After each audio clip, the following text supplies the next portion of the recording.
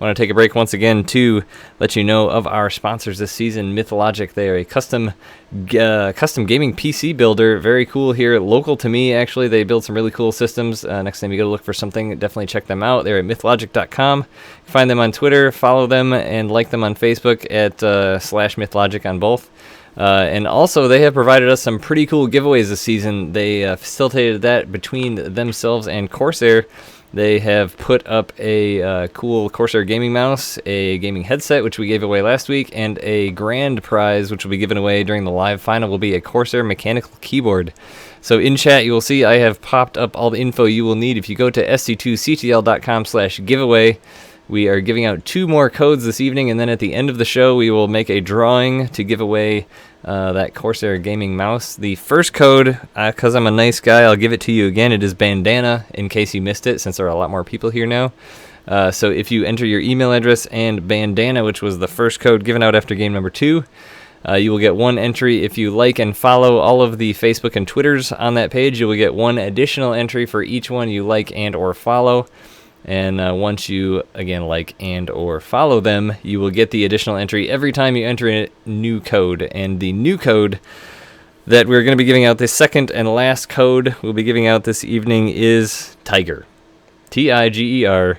Enter that along with your email address, like and follow, get all the entries, and after this match we'll be doing a drawing to draw for that mouse. So get those in there. You will have a little bit of time here. But going into game number 5, it is going to be a PVZ once again.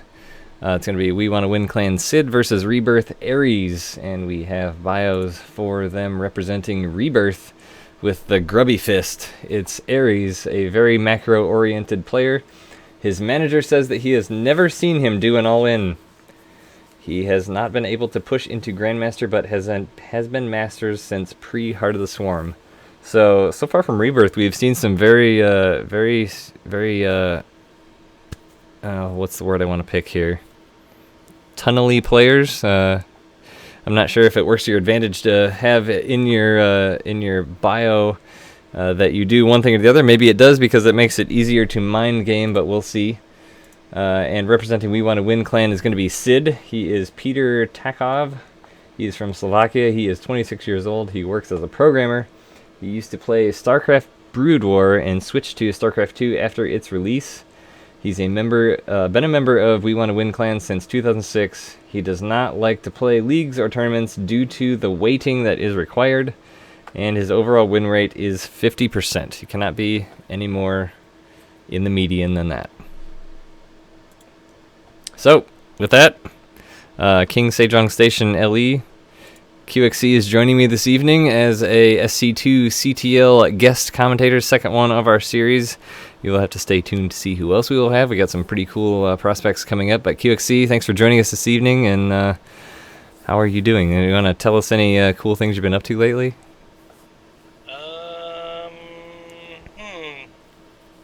Maybe? I don't know, I kind of want to get into this game. I'm ready. Oh, well, if you're ready, then we'll just save the Yimmery Hammer for later. Jumping into King Sejong Station, game number 5, in the upper left-hand corner, representing Zerg the color green, and We Want to Win Clan, his name is Sid. And in the bottom right-hand corner, playing for Team Rebirth in the yellow suit of Protoss, he is Ares. So this is a fairly large distance by ground map. We've actually seen probably most of the shenanigan-y cheese on this map, I would say, overall. So what do you think we're in for here in this PVZ? I mean, it looks normal so far. The probe's just scouting at a normal timing. Pylon at the top of the ramp, so we'll probably see a gateway go up there. And meanwhile, it looks like Sid is actually going to scout around his base. I mean, we've definitely, well, actually, is he going to put down a odd place hatchery? Looks like he's just going to scout. This is the actually most popular proxy location we've seen is on the left side here, but he's I guess cannot be too careful. Maybe knowing what happened in the previous games, definitely does not want to leave any stone unturned, so to speak. And probe getting in. Looks like he's going to deny the 15 hatch here. No, does not deny it for very long. He is building a forge at the top of his ramp, so maybe he's planning to cannon rush here. Builds a pylon in Sid's face. Immediately, one probe comes down. There's certainly no secret about that. I mean, it seems like cannon rushing Zerg expansions these days has become a little bit less popular, whereas for a while it was like you do it all the time no matter what. Yeah, oh, one cannon does go down. Two cannons, but there is no wall off here, so Sid pulling a lot of drones. A third cannon goes down. He's really committing a lot of money to this, and the cannon out in the open is definitely not going to finish. And actually, he's allowing a full surround on these cannons. Cancels one. The two cannons in the back, it looks like they're... Looks like he's actually not going to get this off. Nope. Oh, he lets it not finish. Even I don't know one why shot. He's letting these cannons finish. They're dying immediately. Two cannons do go down right away. And Sid has pulled all but one drone in order to make sure that these cannons don't go up. At this point, he should be pulling his... Oh, actually, you can just leave them, put them to mine at this base. They don't have to go home. So a relatively failed cannon rush there. There was some investment. He lost 411 resources total. Yeah, and now he's going for a gateway here. He has no gas and no nexus. So I don't know if I would say that was really worth it for Ares, but Sid lost a huge amount of mining time. You can see his transition now is really delayed. He's got 4 larvae and no money. And he really wants to be droning basically as hard as he can at this point. He can use that Overlord to scout as much as he wants. He saw the gateway is building. No nexus still.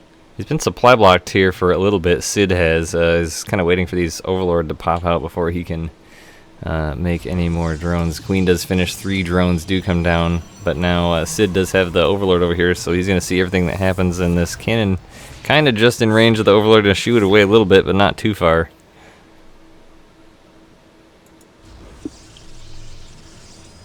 And that pylon of Ares is still kind of being a pest for Sid over here, but the Queen, now that's out, is taking it out in between injecting larvae.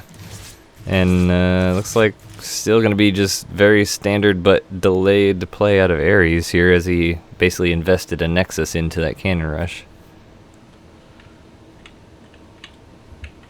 And second gateway going down, cybernetics core, and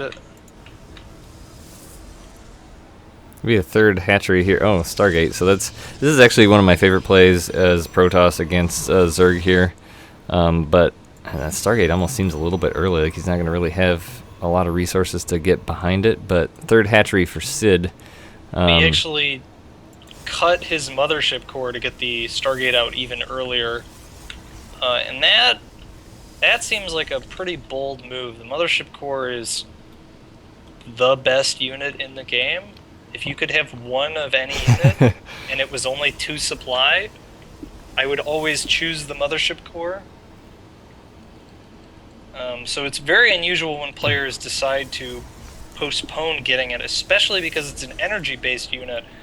Mothership core without any energy is not particularly useful. So the earlier you get it, the better off you're going to be. But he's going to get an early Phoenix. These Overlords kind of scouting around, trying to figure out what's going on. They will very soon know that there is a Phoenix killing them.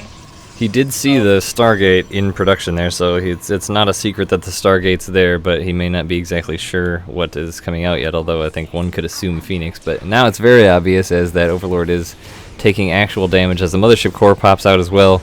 So what's the best reaction out of Sid here, seeing these Phoenix? I mean, he's just trying to drone up to 3 bases at this point. He does throw it on the layer, throws on some spore crawlers. Yep. Wants to get up to some sort of mobile anti-air. Whether he decides to go mutas or hydras, we'll have to see. But spore crawlers go down, allows him to drone up.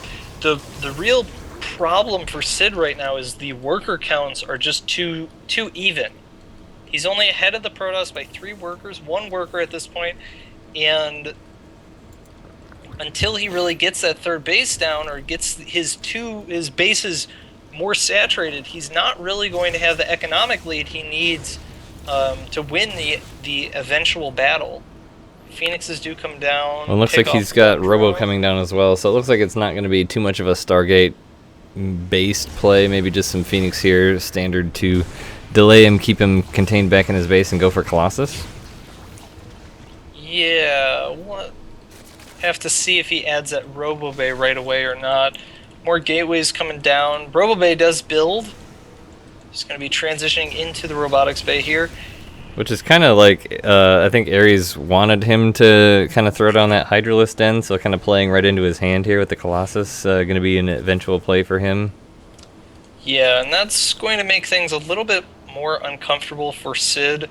Hydralisk quite terrible against Colossus, but the Colossus tech is a ways away. The Robobay isn't even halfway done. Once the Robobay finishes, he's still got several minutes until he has a reasonable Colossus count and the Colossus range upgrade. And meanwhile, Sid just continuing to drone his third. The Phoenix is sitting, waiting for more drones to transfer. Sid has not really been very aggressive about pushing those Phoenixes. Well, the aggressive thing he has done is he's just kind of been smattering spore crawlers around the map, which seems like the least efficient way to kind of deal with that. But, I mean, here goes, just kind of moving him around. Kind of the minimal amount, 1 at each base, but these 2 spore crawlers in the middle did not do a super good job of defending that worker transfer. 10 workers killed. Yeah. For Ares, I mean, he is significantly ahead in the worker count, but he's extremely oversaturated on his natural and a little bit oversaturated on his main, so he really needs to get that third base because he's not really being the most efficient with his worker lead right now. Right, and the third just started. He can resume worker production shortly so that when the third finishes, he can fully saturate it. +1 coming out, chrono boosting out Colossus range and a Colossus. And right now Sid has made a few units, but nothing very significant, and he has not started any upgrades at all. He does have a Spire, though. So, I mean, do you think, given what we've seen, I mean, he hasn't really seen the Colossus tech. I mean, he could assume, because he hasn't seen any more Stargate things, go for Hydra, Roach, Corruptor to begin with here is what you would expect? Based on how much gas he's saving, he may be planning to do a big Mutatech switch. Because Mutas are the only thing right now that he has the capability to produce that justifies having 900 or 1,000 gas. He's got no Infestor tech, he's got no Hive, he can't make Vipers. Hydras and Roaches aren't that gas intense, he's not making Evo chambers. So what he might be doing is some kind of quick Roach Hydra timing and a big Mutatech switch behind it. Well, as Roaches and Hydras are heading their way across the map, and there's a pretty significant army here from Ares. 2 Colossus, a lot of Stalkers, Zealot, Sentry, Phoenix. So he should be able to push this away pretty easy. 11 Roaches coming up behind it as well. So if he commits to a fight here, this is a doomed engagement for the Zerg player. Time Warp. I don't even know if I agree with the Photon Overcharge. I think a double Time Warp here would be a way to really catch this army and make the battle go as well as possible. And here we do see the fight. Tries to split up a little bit, couple force fields go down, and the Protoss going to pick off that Overseer and picking up a couple of Hydralisks here, and Zerg player really has no recourse except to run away. His army just cannot fight what the Protoss has. He doesn't have enough supply, and the supply that he does have is not in the most cost-efficient units versus the Colossus army. Well, we haven't seen any units actually come out requiring the Spire yet. He does have Infestation Pit about to finish up, and +1 air attacks is on its way as well, but yet no units. Right, and part of that may have been because he was supply blocked.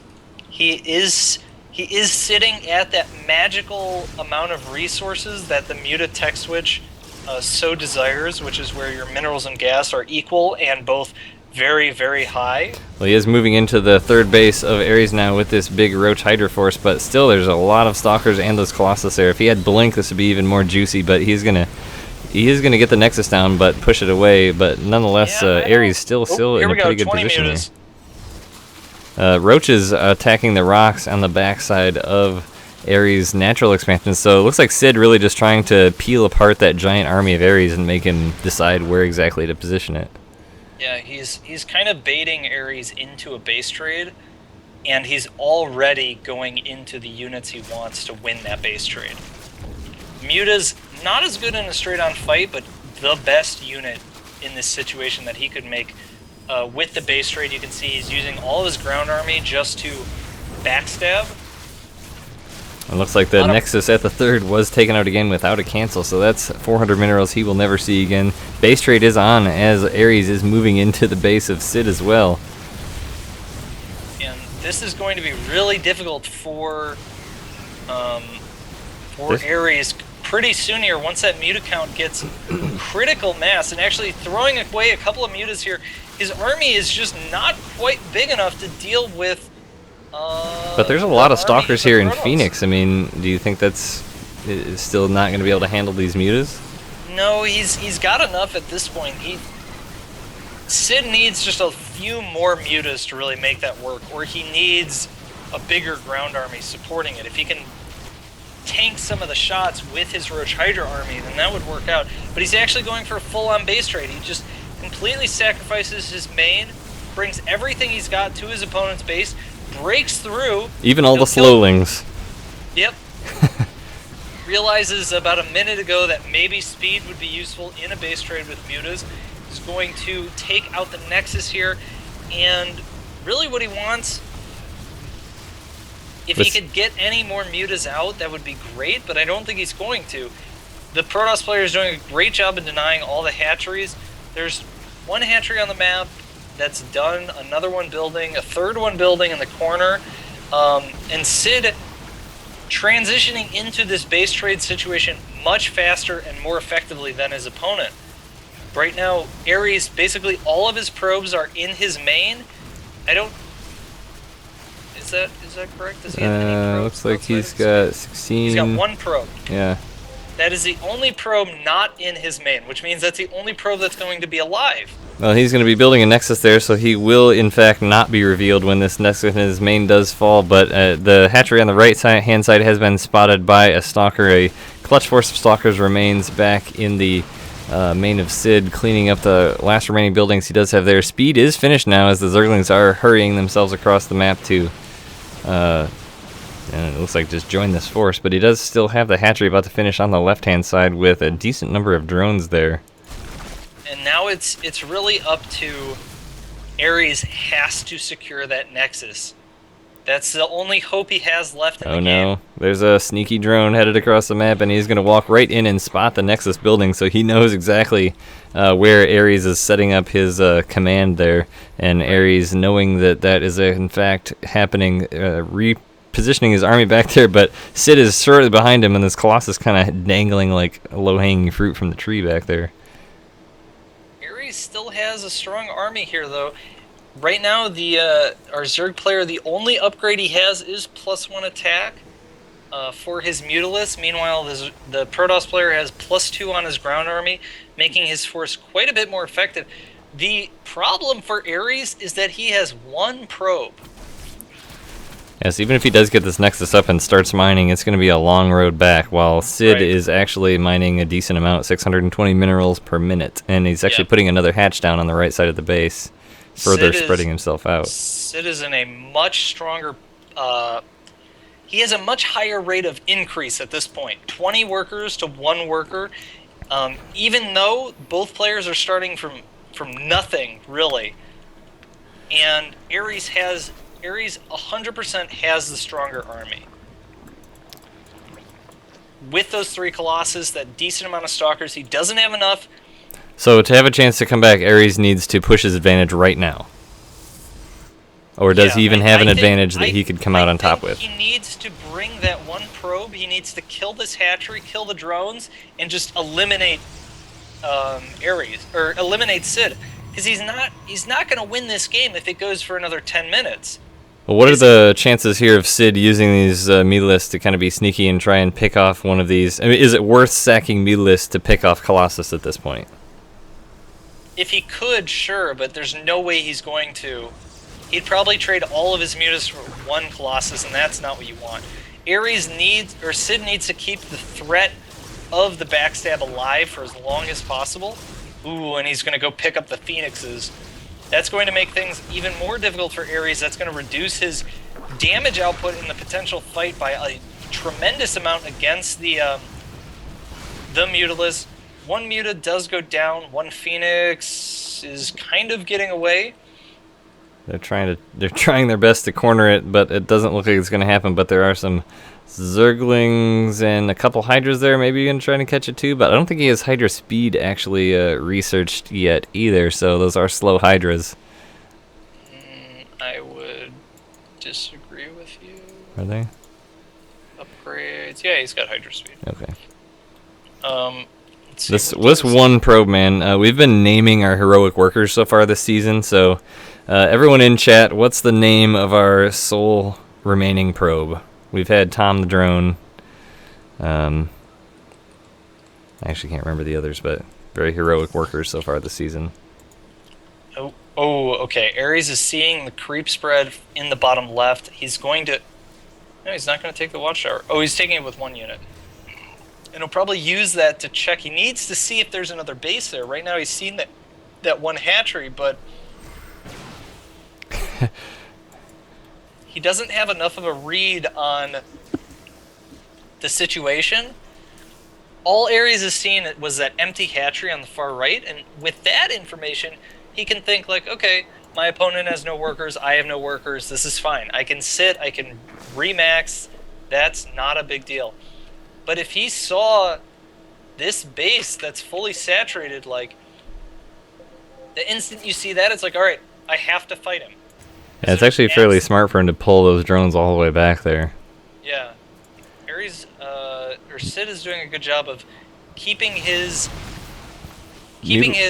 units as spread out, his infrastructure is spread out, making it so